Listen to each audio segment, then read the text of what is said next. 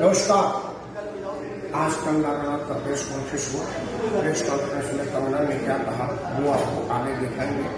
उन्होंने हर प्रश्नों का जवाब दिया। एक टैगलाइन मुझे बहुत अच्छा लगा कि बिना जनता के आशीर्वाद का तो आदमी नगर पंचायत का सदस्य नहीं बन सकता। विधानसभा चुनाव है, अगर जनता चाहेगी तो मैं चुनावी मैदान में भी आ सकती हूँ। मतलब सिर्फ जया जी का रोल ही कंगना ने रील में नहीं निभाया है। अगर रियल में भी कंगना को जया बननी पड़ी तो अगली लड़ाई के लिए थलाईवी रियल लीग की थलाई बनेगी। और मुझे लग रहा है कि इसमें सिर्फ ट्विटर में नहीं कहा था कि तुमने मेरा घर तोड़ा, मैं तुम्हारी गुरु तोड़ूंगी। अगर उसको जनता का आशीर्वाद रहा तो ये जरूर उनका गरुड़ तोड़ेगी। और दूर दूर नहीं कि महाराष्ट्र से या हिमाचल से ये जनता के आशीर्वाद से उन सारे घमंडी लोगों की गरुड़ तोड़ने में सफल हुई। धन्य हो कंगना रनौत, धन्य हो तुम्हारा हिम्मत और धन्य हो तुम्हारी हिम्मत। जितनी साजिशें तुम्हारे विरुद्ध हो रही है, लेकिन अंत विजय सब विजय। जय Here now and really appreciate the turnout. Thank you so much. Well, thank you much. And Vishnu, since you are the producer of the movie. एक मिनट फोटोग्राफर आपको पहले बोला था ना कि आप बाहर कर लो। कोई भी यहाँ पर फ्लैश नहीं चलता है। हाँ, तो कोई भी अभी ये है, अभी इनको इंटरव्यू करने दो, बातचीत करने दो। आपका काम कर दिया ना। Can we open the thing for questions now? आप हाथ उठाओ, माइक मिल जाएगा। राजू,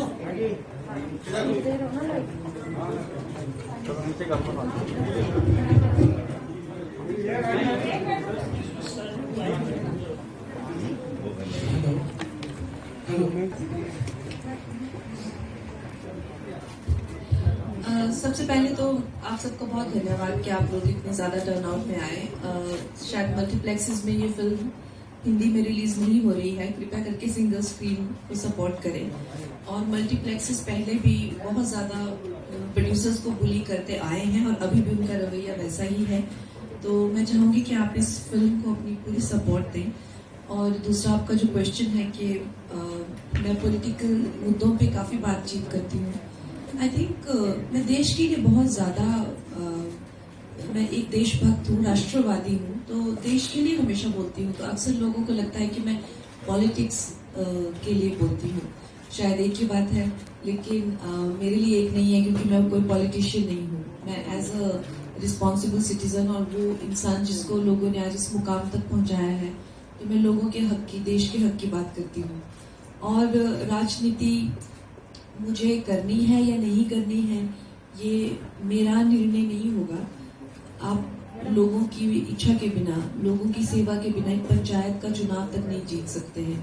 तो राजनीति में अगर मुझे करनी है तो उसके लिए लोग मुझे चुनते हैं या चाहते हैं, या मुझ में वो कैलिबर होगा, मुझे नहीं पता।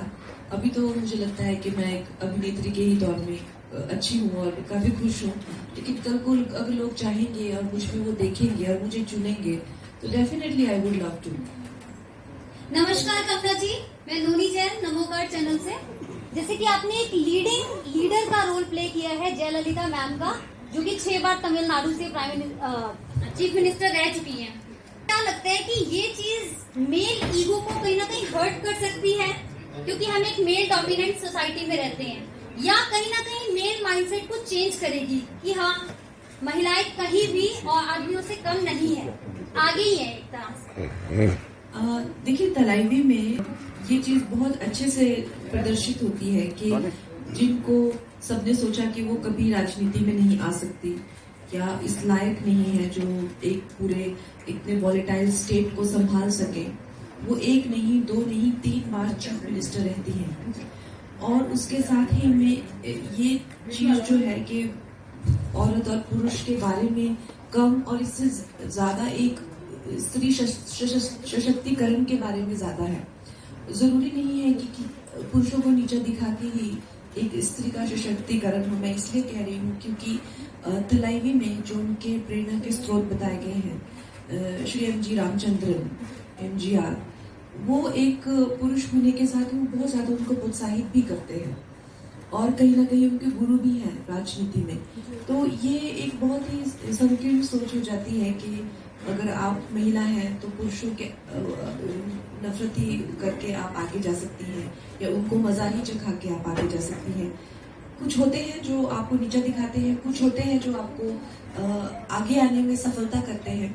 तो इसी को प्रदर्शित करती हुई फिल्म है Thalaivi. Hi Kangana, Priyanka this side from ABP news. Kangana, आजकल तो बहुत सारी ऐसी फिल्म्स होती है जो नॉन पॉलिटिकल होती है बट इतनी ज्यादा कंट्रोवर्सीज में आ जाती है। कंगना दिस साइड, हाय।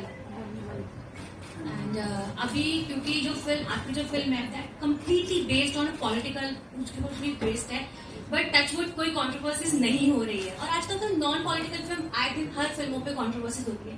सो हम इसे कंगना का मैजिक कह सकते हैं कि पॉलिटिकल पूरी बेस्ड होने के बाद भी फिल्म पे लकीली कोई कंट्रोवर्सी नहीं हुई है।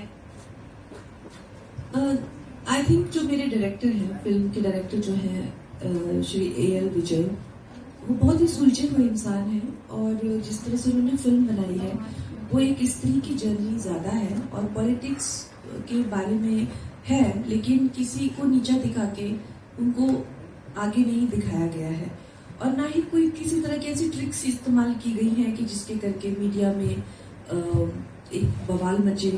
और वो बहुत ही अच्छे निर्देशक हैं, उन्होंने अपने हिसाब से फिल्म बनाई है। फिल्म हर एक इंसान को बहुत अच्छी लग रही है और जो दूसरी पार्टी के भी हैं, जो कि भी रूलिंग गवर्नमेंट है तमिलनाडु में, और हम जानते हैं कि तमिलनाडु पॉलिटिक्स कितनी वॉलेटाइल है, उनको भी ऐसा लग रहा है कि सबके साथ में किसी को नीचा दिखाकर किसी के सर पे पैर रख के ऊपर जाने की कोशिश नहीं की गई है, जिसका क्रेडिट मैं अपने डायरेक्टर को देती हूँ। Hi Kanna, this is Priya from. Very nice to see you for the first time. So I just had to ask, how would you say your personal views about Jayalalitha changed after you played her character on screen? देखिए, जब हम politicians को देखते तो हमारे दिमाग में जिस तरह की इमेज क्रिएट की गई होती है कि हाँ ये तो पॉलिटिशियंस हैं, कहाँ से आते हैं, क्या करते हैं, कैसे बनते हैं, हमें कुछ पता नहीं होता। और आजकल की दुनिया में जितना भी PR होता है फ्रॉम ऑपोजिशन पार्टी, आप हमेशा इस चीज को ऐसे सोचते हैं कि हाँ बस ये लोग तो सत्ता में हैं और राज कर रहे हैं, राइट। इस तरह का हमारी भावनाएं होती हैं, लेकिन हम भूल जाते हैं कि जैसे मैंने कहा कि पंचायत का चुनाव तक आप जीत नहीं सकते हैं लोगों की सेवा किए बिना या ग्राउंड लेवल पे काम किए बिना, रिजल्ट्स दिए बिना। तो उसी तरह से मेरी एक बहुत छोटी सोच थी, जैसे मैं जया माँ के कभी फोटोज देखती थी, मुझे लगता था ठीक है सत्ता में ये लोग हैं, इनको क्या इनके मजे हैं। लेकिन ये फिल्म देखने के बाद मुझे लगा कि कितना मेहनत करनी पड़ती है, कितना कंपटीशन होता है, और जो एक राजनीति है ये शतरंज की चाल की तरह होती है। पल में जो आपके दोस्त होते हैं वो दुश्मन बनते हैं, दुश्मन एक कॉम्पिटिशन कॉम्बिनेशन जो लोग बिठाते हैं, बंदियां होती हैं, एक रातों रात आपके खिलाफ साजिशें होती हैं, यहाँ तक कि आपको जान से मार देने तक की भी साजिशें की जाती हैं। हम लोग ये सब समझ नहीं पाते हैं और मुझे लगता है हम लोग पॉलिटिशियंस के सक्सेस को लेकर उन पे काफी हार्श होते हैं, बिना इस बात को समझे कि हम किसी भी एक दूसरे फील्ड में कोई इंजीनियर बनता है उसकी सफलता को हम अच्छा समझते हैं, कोई कलाकार बनता है, एक्टर बनते हैं, लेकिन जब कोई इंसान पॉलिटिक्स में सक्सेस होता है तो हम समझते हैं हाँ क्या हुआ, इनको तो राज करने को मिल रहा है। लेकिन हम लोग ये भूल जाते हैं कि वो इंसान अपनी जान पे खेल के, छोटे से छोटे लेवल पे भी अपनी जान पे खेल के उन्होंने ये सफलता हासिल की है, और बड़े लेवल पे तो ये बहुत ही ज्यादा मुश्किल काम है। तो अब उनके लिए मुझे बहुत ज्यादा रिस्पेक्ट एक हुई है फिल्म करने के बाद। जैसे कि आपने बोला कि उनकी लाइफ में एक मेल मेंटर थे, आपकी लाइफ में भी कोई एनजीआर है? मैं कोई जयललिता तो हूँ नहीं, मैं कोई चीफ मिनिस्टर तो हूँ नहीं, तो जब अगर मैं कल को राजनीति में आती हूँ या मुझे कोई मेंटोर मिलते हैं, आई विल डेफिनेटली एक्नॉलेज, लेकिन अभी तो ऐसा कुछ है ही नहीं।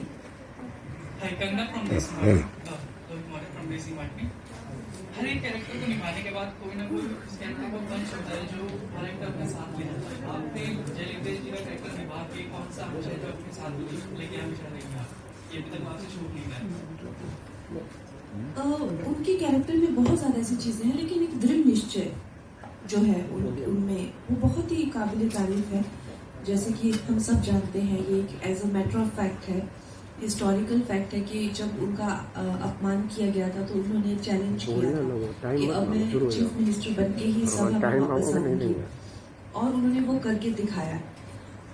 तो वो अपने दुश्मनों को जिस तरह से बोलती थी वो करके दिखाती थी, और उसके लिए वो किसी भी हद तक मेहनत करने के लिए, कंपटीशन करने के लिए, या एक तरह से स्ट्रेटेजाइज करने के लिए पीछे नहीं हटती थी।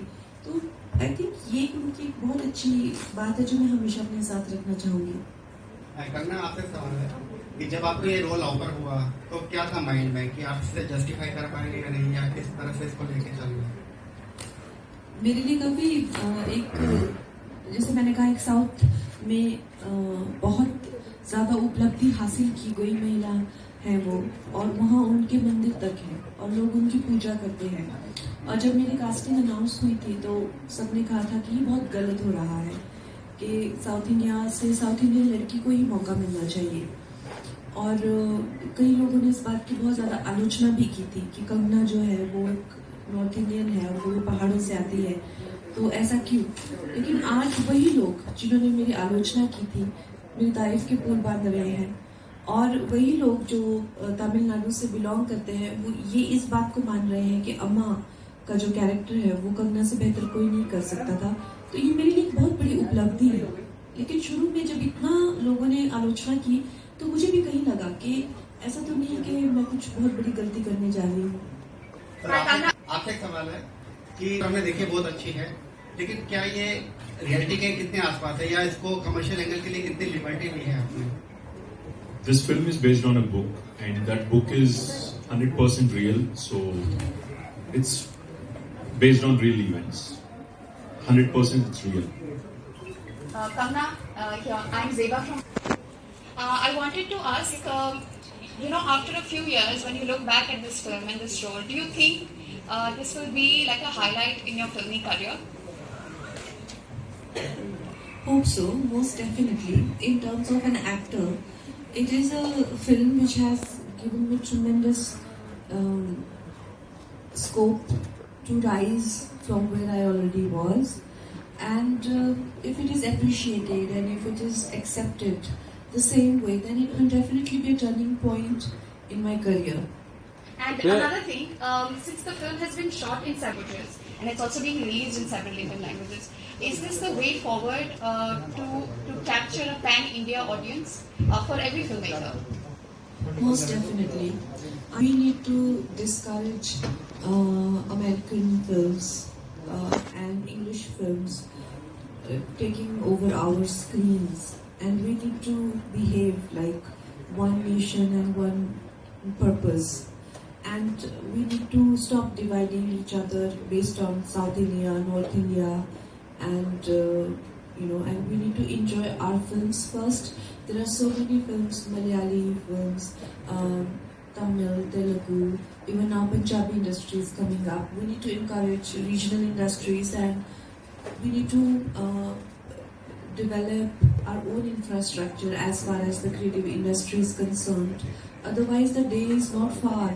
The way Hollywood has destroyed French film industry, Italian film industry, German film industry, and made a monopoly all across the globe. That's what they're doing here also. And the fact that we don't appreciate each other, and we rather see a dubbed Lion King or a dubbed, something, Jungle Book or something, but we will not give a dubbed film of Malayali a chance. So that will not work in our favor. We must keep our people as our priority, our industry, and that is the only way to make a Atmanirbhar Bharat. Hello Kangana ji, इधर madam Rajesh.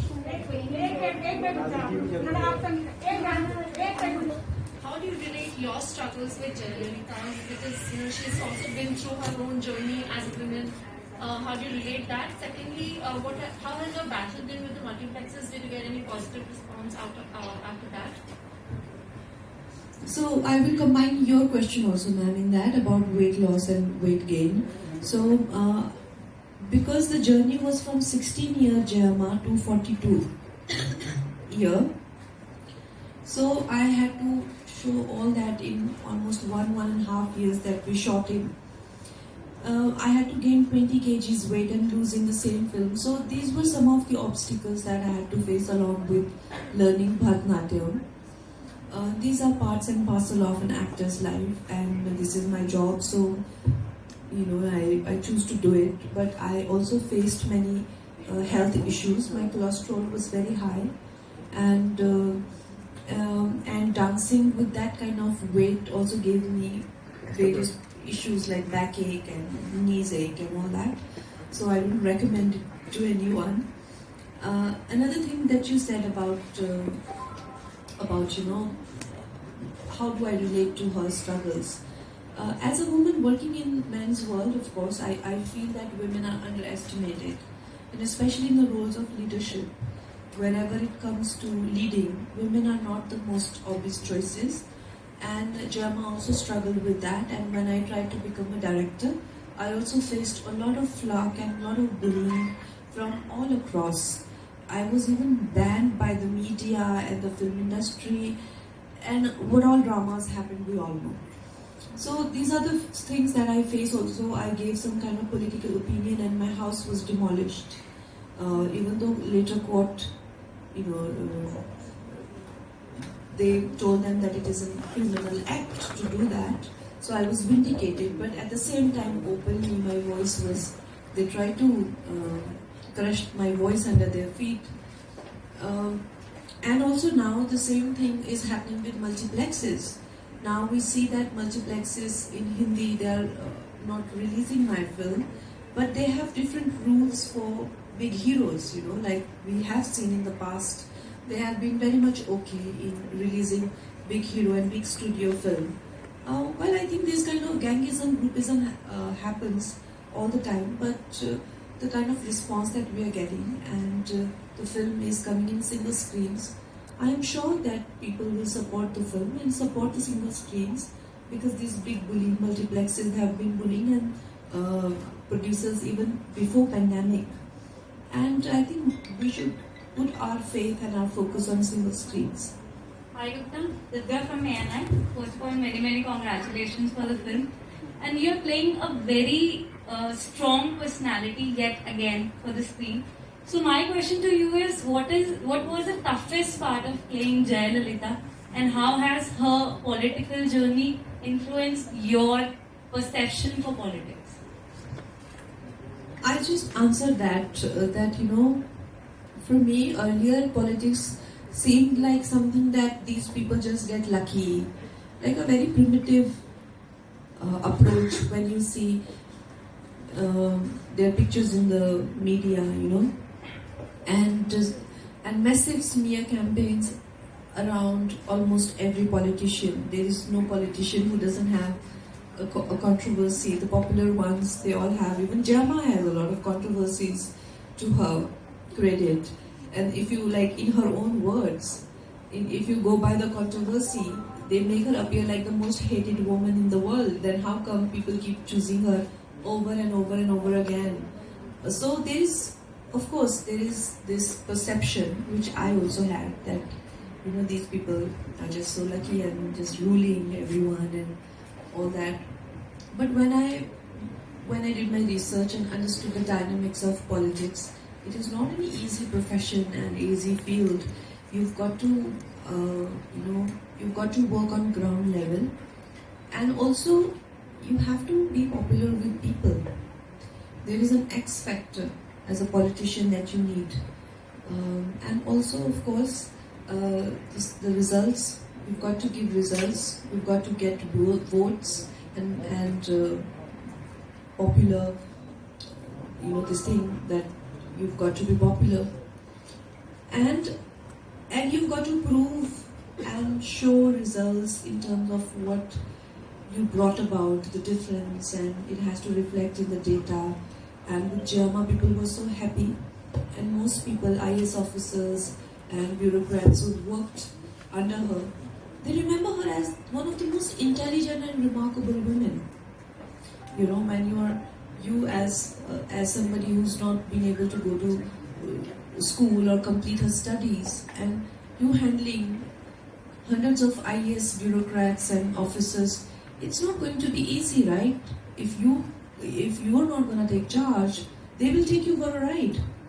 So we don't understand this side of her, that how smart she was and how she was at it, always learning, always, being a student, and then ruling a volatile stage. You've got to have so many strengths to your personality, and we don't give enough credit to our politicians, especially the ones who rise from really scratch to build themselves into mammoth icons like Mr. M.G.R. Ramchandran or Dr. J. Jayalalitha and many others for that matter. Your parents have watched the film yesterday. What was their reaction? They were very happy because this is a film that most people will resonate with. It talks about politics and what they see in the news all the time. They absolutely loved it, and they said it is their most favorite film ever. And they said that I must get 5th National Award for this. Kangana, मैं Rahul Jain Namokar channel से, मेरा आपसे एक सवाल है कि आपका character बहुत ही अच्छा लगा, कि हमें लग ही नहीं रहा कि कंगना ने ये कैरेक्टर प्ले किया है और बिल्कुल जयमाल लग रही है देखने में। और मैंने एक इंटरव्यू में पढ़ा था, उनका बहुत ही पुराना इंटरव्यू है, उन्होंने कहा था कि जब डाउनफॉल आया उनकी लाइफ में तो उन्होंने जैनिज्म को बहुत फॉलो किया, जैन धर्म को, और जैन मुनियों के मार्गदर्शन से उन्हें काफी हेल्प मिली। तो मैं आपसे जानना चाहूंगा कि आपने अपनी लाइफ में कभी जैन धर्म को फॉलो किया है और क्या आपने कभी जैन मुनि या जैन मंदिर के दर्शन किए हैं आपने? जी डेफिनेटली, मुझे जहाँ आशीर्वाद मिलता है मैं वहाँ पहुँच जाती हूँ। और मैंने जैन मुनि मेरे गुरु हैं, उनके मैं अक्सर दर्शन करती हूँ। वो दिल्ली जब आते हैं, वो पद यात्रा पे होते हैं, तो मैं उनको दिल्ली भी मिलने आती हूँ। तो मुनि जय कुमार जी उनका नाम है और वो ज़्यादातर तपस्या और साधना में ही रहते हैं। तो डेफिनेटली मुझे हर कल्चर में, हर रिलीजन में, हर प्रैक्टिस में बहुत ज़्यादा विश्वास है, और हमारा जो देश है उसकी सबसे बड़ी ताकत भी यही है। तो मैं भी जैन मुनियों को बहुत फॉलो करती हूँ। Hello, Kamna. This is going to be the last question, everybody. Please. Hello, Kamna. This is Parmita from Cinema Yadi. First of all, congratulations for Thalaivi. Thank you. And मैं ये पूछना चाहती थी कि आपने अपने एक इंटरव्यू में कहा था कि थलाइवी आपकी फिल्मी करियर की बेस्ट फिल्म है। तो हमने आपकी बहुत सारी ब्लॉकबस्टर हिट्स भी देखी है, जैसे कि क्वीन, तनु वेड्स मनु, फैशन। तो थलाइवी सबसे अलग कैसे है? आप बेस्ट किस तौर पे बता रहे हैं? देखिए, हर फिल्म वैसे तो अलग होती है, उनके जॉनर्स अलग होते हैं और किसी फिल्म को कंपेयर नहीं किया जा सकता, लेकिन फिर भी एक एंटरटेनमेंट कोशेंट जिसको कहते हैं, और एक जो आप कोई मनगढ़ंत कहानी बनाते हैं और उसको सुनते हैं, समझते हैं, फिर भी वो एक महज एंटरटेनमेंट आप यूज कर सकते हैं। लेकिन इस फिल्म में जो भी दिखाया गया है वो वाकई में वास्तविकता में हुआ है, तो उससे कुछ सीखने को भी मिलता है कि देखो जिंदगी कैसी होती है, या हमारी जिंदगी को लेके कितनी लिमिटेड अप्रोच होती है। और जिस तरह से मैंने तलाइवी से जो सीखा कि चाहे वो डॉक्टर जे जयललिता हो या मिस्टर एम जी रामचंद्रन हो या श्री करुणानिधि जी हो, ये तीनों के क्या डायनामिक्स थे, और फिर आगे चल के तीनों में ही कैसे सत्ता एक के बाद दूसरे के बाद तीसरे के बाद में घूमती रही। तो एक बहुत ही दिमाग को एक बहुत ही ज़्यादा एक वो मटेरियल मिलता है सोचने के लिए, विचारने के लिए। तो उस करके मुझे लगता है कि आज तक की सबसे बेहतरीन जो है ये मेरी फिल्म है। लेकिन जैसे मैंने कहा, हर एक की अपनी अपनी पसंद होती है, किसी को कुछ और भी अच्छा लग सकता है, लेकिन मुझे लगता है कि ये आज तक की सबसे बेहतरीन फिल्म है मेरी। सर, ये आपने film, thank you so much everybody. Sir ये आपने फिल्म प्रोड्यूस की है, तो कंगना ने जो भी रोल निभाया आप सिनेमास में पिक्चर है, तो कंगना के बारे में आप क्या कहेंगे? क्या आप सेटिस्फाई हैं कंगना से? जो आप एक्सपेक्ट कर रहे थे वो कंगना ने दिया, और इसकी जो अब आगे की जो जर्नी है फिल्म की, कितना अभी आपको बिजनेस की पॉइंट ऑफ व्यू से भी कि जो आप एक्सपेक्ट कर रहे थे, क्या पूरी तरह से सेटिस्फाई हैं पहले कंगना को लेकर? See, everyone knows that Kangana is the best actress in the country. There's no doubt about it. But as far as the producer's support is concerned, over the last couple of weeks, what we were going through as a producers, only she knows, and she stood by us. She said, "Sir, ये आपका film है. You decide what you want to do with the film, and I'll just stand by it." That's what she said, and she stood by us unconditionally. No artist would allow a film to release like this without multiplexes, and because at this point of time, we don't believe that box office numbers are a true judgment for the success of a film. You saw the film, you loved the film, you made a great film. That's half success for us. And second point is, she said, "Sir, you invested in the film, you need to recover your investment as producers. Do whatever it takes to recover investment and be safe." No actor will ever say that. She's the only star who could say that. आप दोनों को ही best wishes पूरी हमारी जितनी भी media coverage. Thank you so much everybody. Thanks a lot. अपनी आवाज ऐसे ही उठाते रहे।